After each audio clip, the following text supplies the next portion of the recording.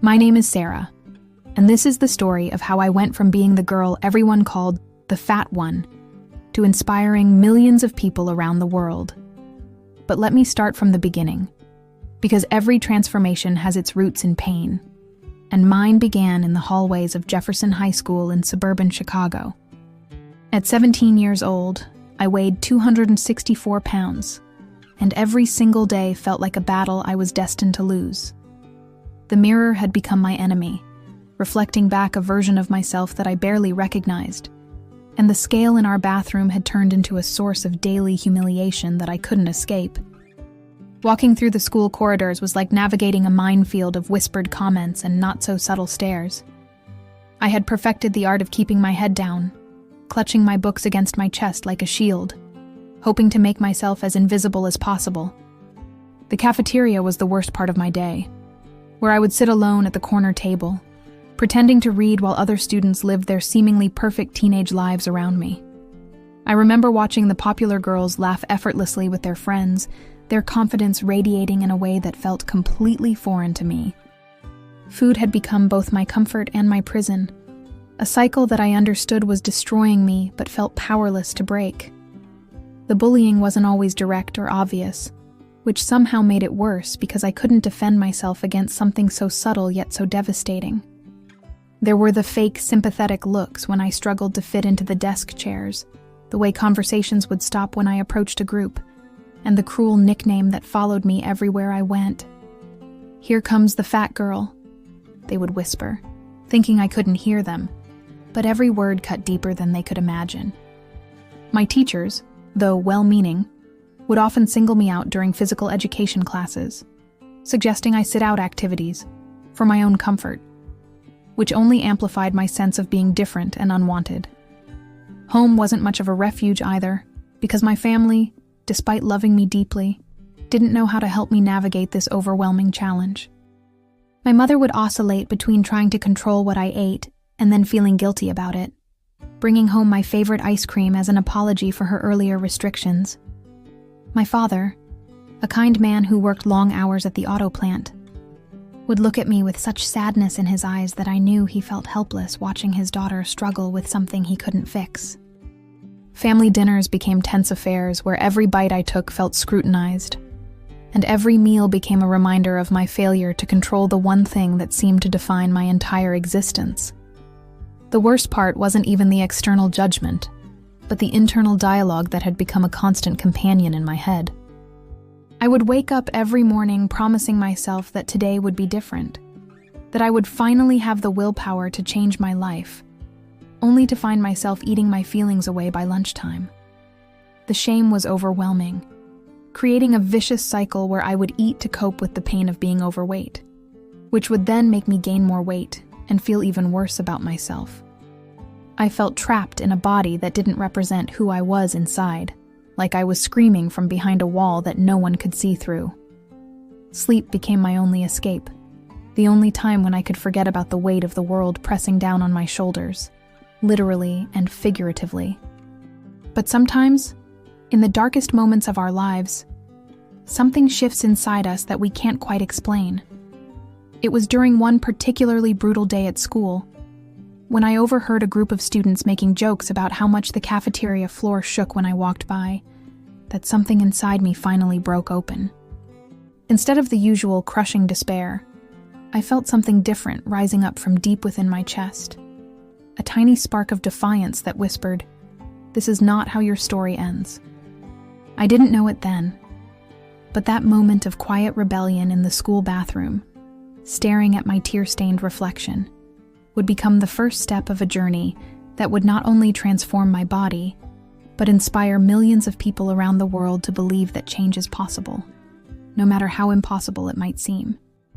That spark of defiance I felt in the school bathroom didn't immediately translate into action, but it planted a seed that would slowly begin to grow over the following weeks. I started paying attention to the patterns in my life, noticing how I would reach for food whenever I felt overwhelmed, lonely, or frustrated with my circumstances. The cafeteria vending machines had become my go-to solution for every emotional crisis, and I realized that I was using sugar and processed foods as a way to numb the constant pain of feeling like an outsider in my own life. It was terrifying to acknowledge that I had been medicating my emotions with food for so long that I had forgotten what it felt like to experience feelings without immediately trying to suppress them with something sweet or salty. The turning point came during a particularly humiliating incident in my sophomore year physical education class, where we were required to run a mile for our fitness assessment. I remember standing at the starting line, already sweating from anxiety before we even began, watching my classmates stretch and chat casually about their weekend plans.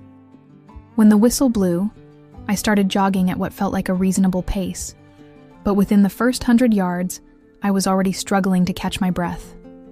My chest felt tight, my legs burned, and I could hear my heartbeat pounding in my ears like a drum that was completely out of rhythm with my desperate attempts to keep moving forward.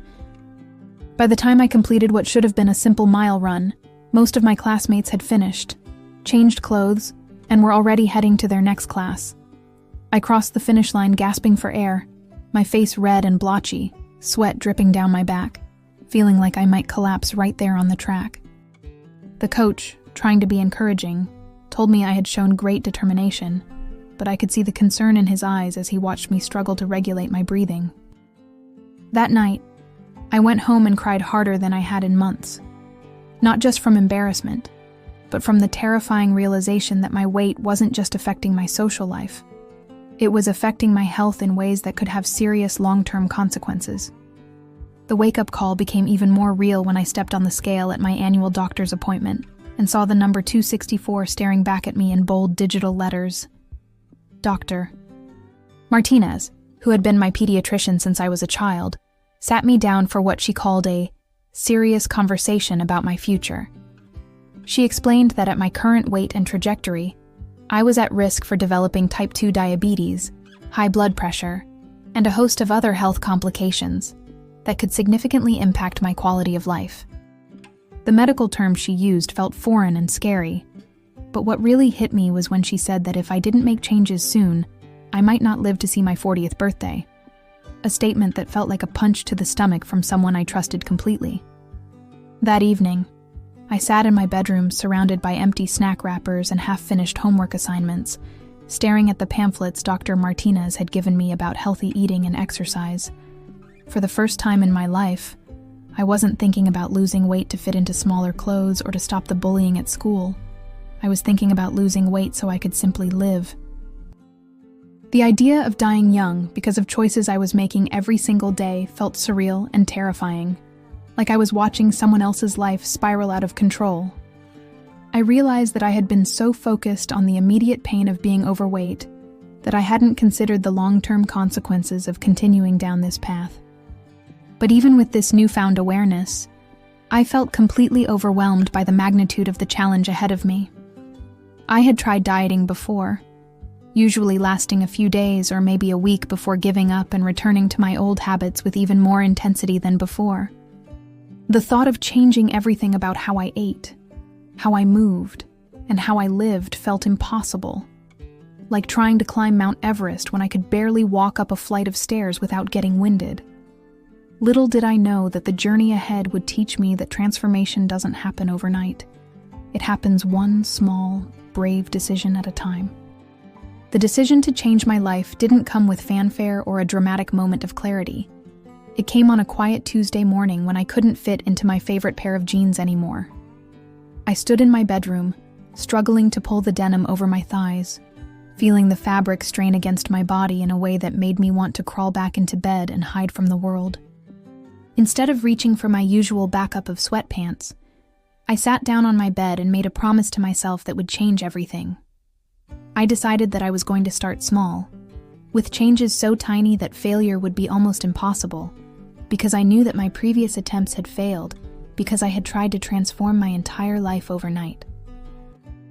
My first step was something that seemed almost laughably simple. I decided to drink 1 glass of water before every meal. It wasn't about restricting food or following some complicated diet plan that I would inevitably abandon after a few days. It was about creating one small habit that would help me feel more in control of my choices and more connected to what my body actually needed. I started carrying a water bottle with me everywhere, which initially felt awkward and unnecessary, but gradually became as natural as carrying my backpack or my phone. The simple act of pausing to drink water before eating gave me a moment to check in with myself and ask whether I was actually hungry or just eating out of habit, boredom, or emotional distress. The second change I made was equally modest but profoundly impactful.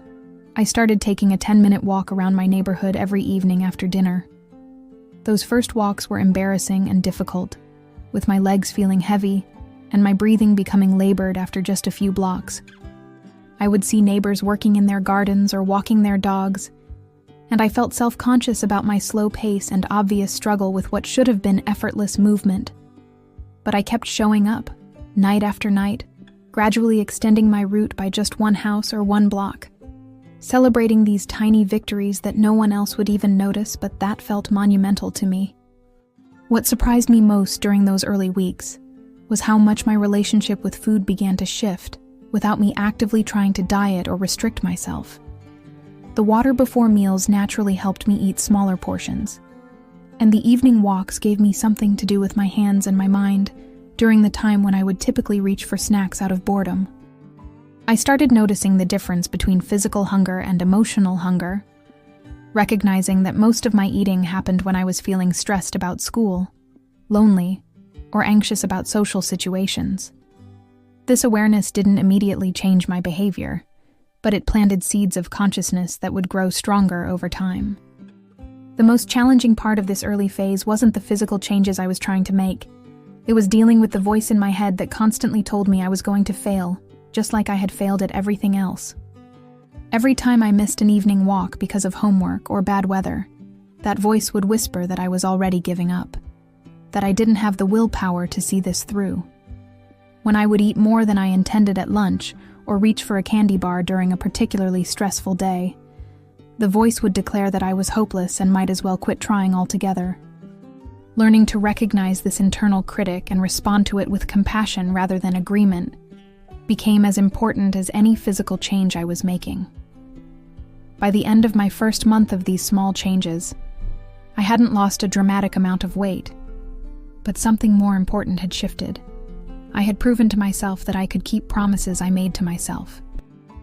The scale showed a modest 5-pound loss, but more significantly, I felt a tiny spark of hope beginning to grow in my chest. I was starting to believe that maybe, just maybe, change was actually possible for someone like me. 3 months into my journey, something unexpected happened that would accelerate my transformation in ways I never could have predicted. My evening walks had gradually extended from 10 minutes to nearly an hour, and I had begun to crave that time alone with my thoughts as the sun set over our suburban Chicago neighborhood. During one of these walks, I encountered Mrs. Henderson, an elderly woman who lived 2 blocks away and had been watching my nightly routine from her front porch. She invited me to join her morning garden walks, explaining that she had been walking for exercise since her husband passed away 5 years earlier, and she thought I might enjoy having a walking companion.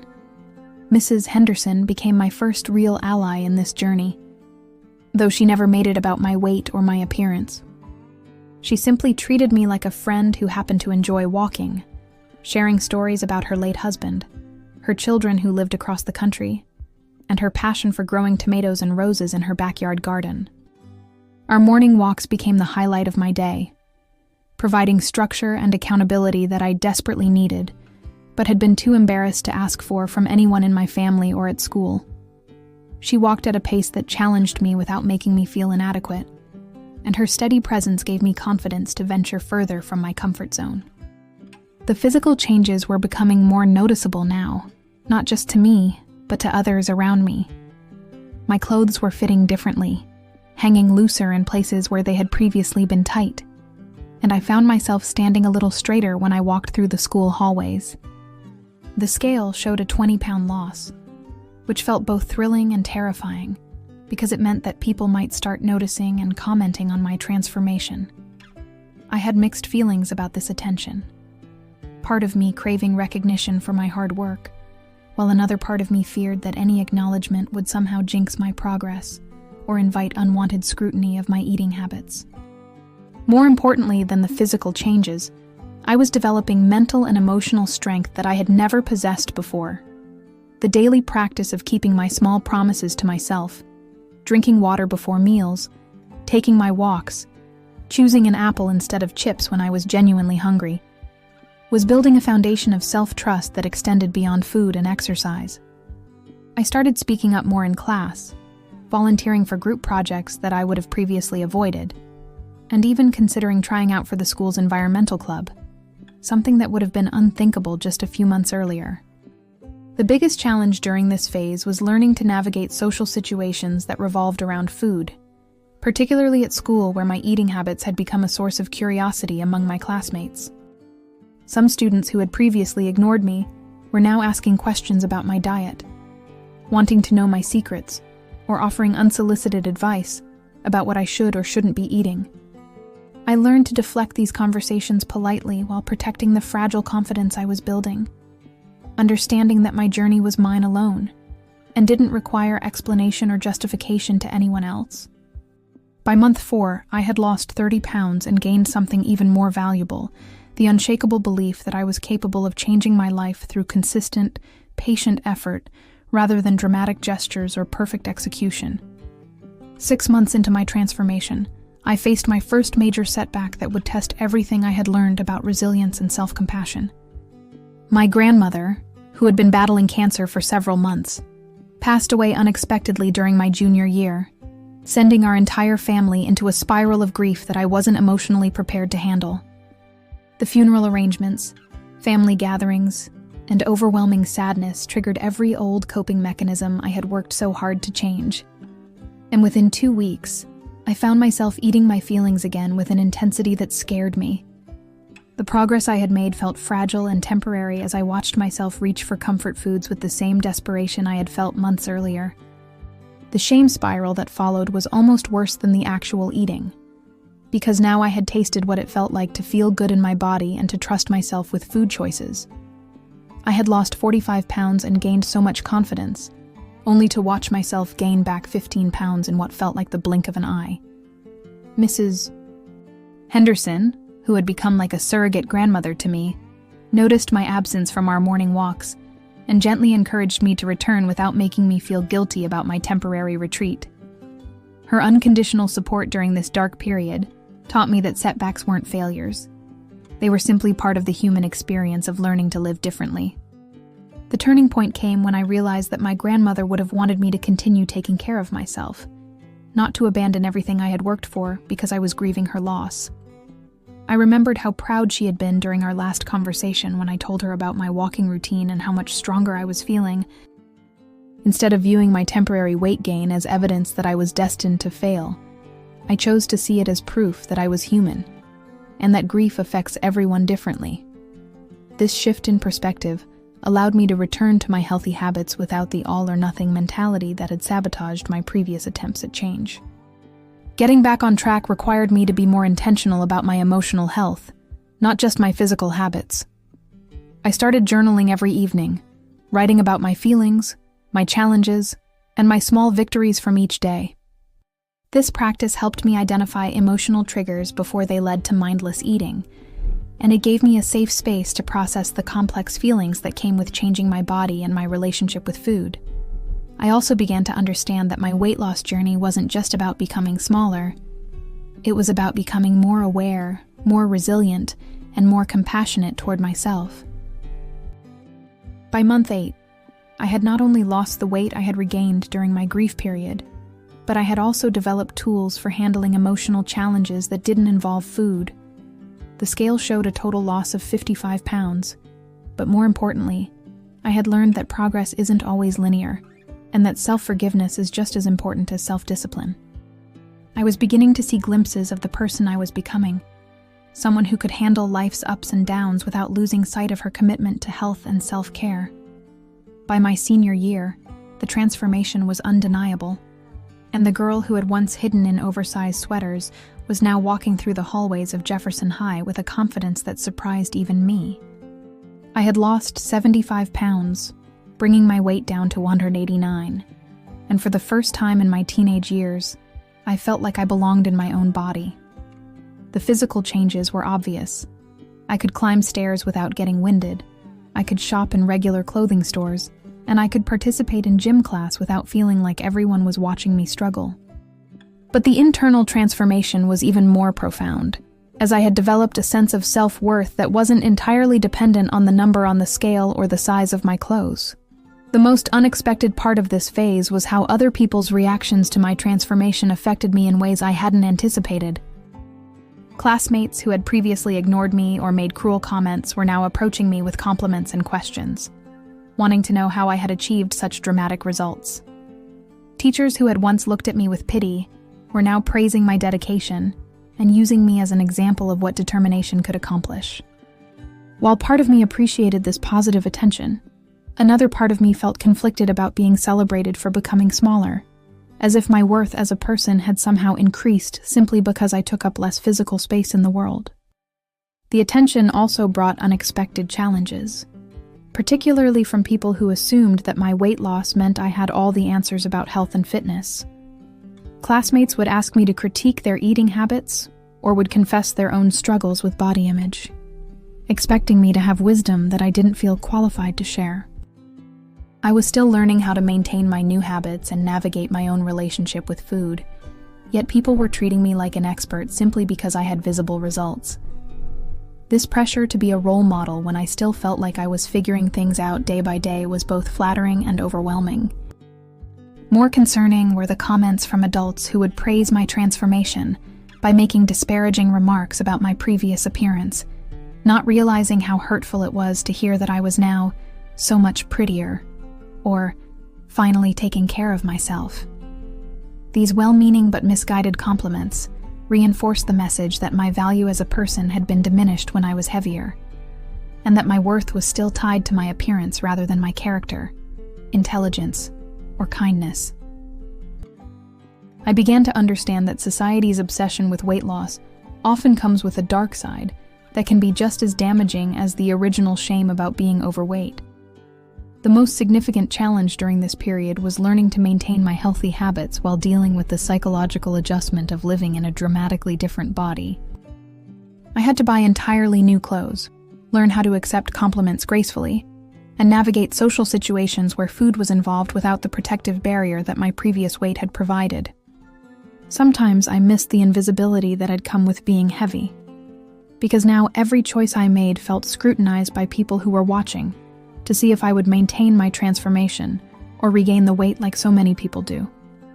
Despite these unexpected challenges, I was proud of how far I had come and excited about the future that was opening up before me, knowing that the hardest part of my journey was behind me. College brought a whole new set of challenges that tested my commitment to the healthy lifestyle I had worked so hard to establish during my final years of high school. Northwestern University's campus was a completely different environment from the suburban Chicago neighborhood, where I had learned to walk every evening and developed my routines with Mrs. Henderson's support.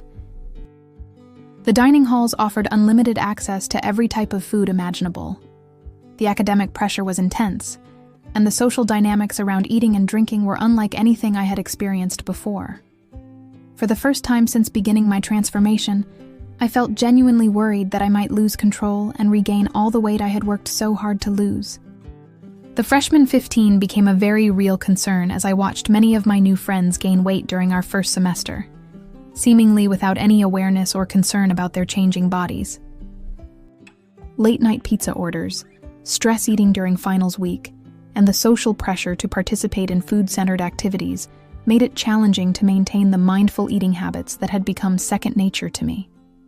I found myself having to be more intentional than ever about my choices, often feeling like I was swimming upstream against a culture that normalized emotional eating and using food as entertainment rather than nourishment. The isolation of being the person who ordered salad when everyone else was sharing nachos was sometimes overwhelming. But college also provided me with opportunities to deepen my understanding of health and wellness in ways that high school never could. I enrolled in nutrition and psychology courses that helped me understand the science behind the changes I had made in my own life, and I began to see my personal transformation as part of a larger conversation about health, self-care, and mental wellness. I joined the campus recreation center, and discovered a love for strength training that added a new dimension to my fitness routine, helping me build muscle and confidence in ways that walking alone never could. The weight room became my sanctuary, a place where I could challenge myself physically while processing the emotional complexities of navigating young adulthood. During my sophomore year, I made a decision that would change the trajectory of my life in ways I couldn't have imagined. I started a blog called The Real Girl's Guide to Getting Healthy, where I shared my ongoing journey with weight maintenance, body image struggles, and the daily reality of living as someone who had lost a significant amount of weight. I wrote about the challenges that no one talks about: the loose skin, the fear of regaining weight, the complicated relationship with compliments, and the pressure to be a perfect example of transformation. The blog started as a way for me to process my own experiences, but it quickly gained a following of people who resonated with my honest, imperfect approach to health and wellness. The response to my writing was both humbling and overwhelming, as I received messages from people around the world who were struggling with their own weight and body image issues.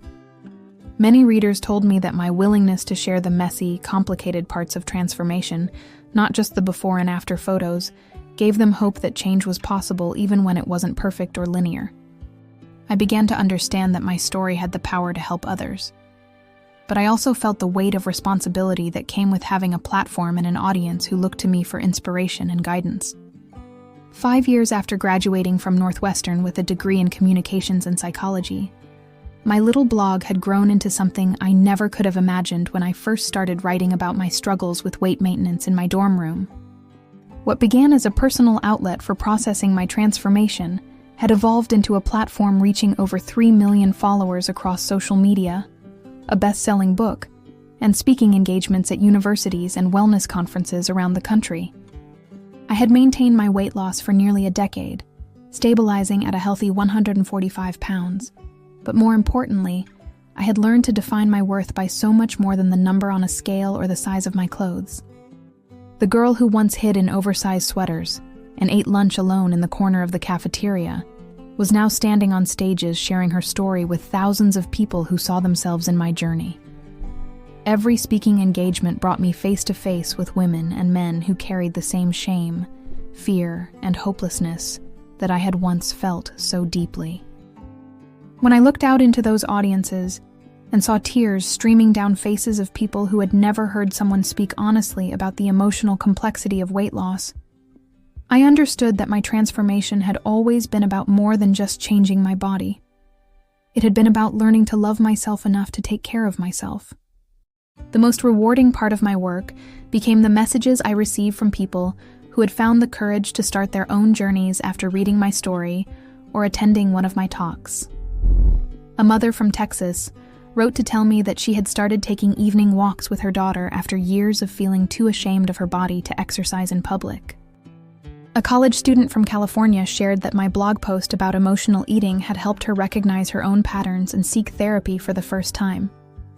A man from New York explained that my honesty about setbacks and weight regain had given him permission to forgive himself and try again after multiple failed attempts at getting healthy.